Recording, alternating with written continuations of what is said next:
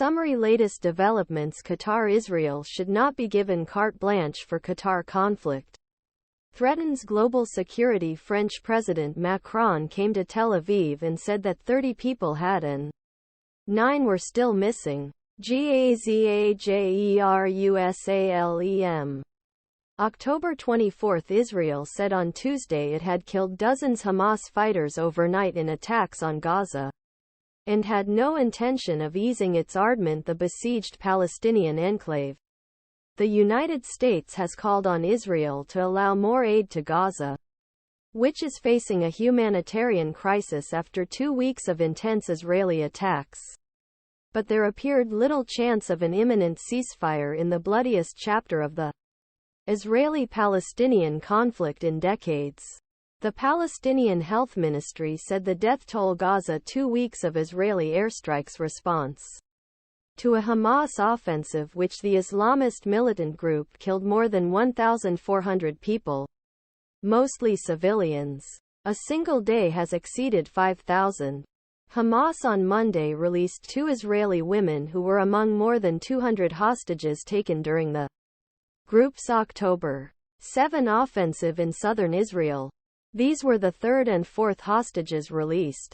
Israeli tanks and troops are massed along the border between Israel and Hamas-run territory, awaiting orders for an expected ground offensive, an operation that will be further complicated by concerns about hostages. The Israeli military said it hit more than 400 militant targets in Gaza overnight and killed dozens of Hamas fighters, including 3 deputy battalion commanders. It was stated that the targets hit included a tunnel that allowed Hamas to infiltrate Israel from the sea and Hamas command centers in mosques. Large areas of Gaza were devastated by Israelis and more than 1 million residents were forced to seek refuge elsewhere in the region. As food, clean water, medicine, fuel quickly ran out, the United Nations and aid agencies warned of a humanitarian disaster, pleaded for supplies to be allowed in. Earlier, Israeli Chief of General Staff, Lieutenant General Herzi Halevi, said that Israel had no intention of stopping its attacks. "We want to bring Hamas to a completely fragmented state," Halevi said in his statement.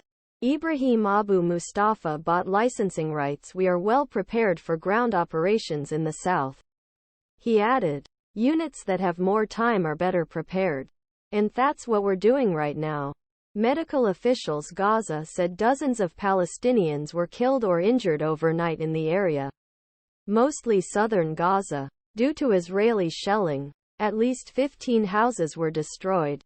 No green light. Foreign governments have expressed concern that the conflict could ignite the entire Middle East. There are currently in the West Bank and on the Lebanon-Israel border.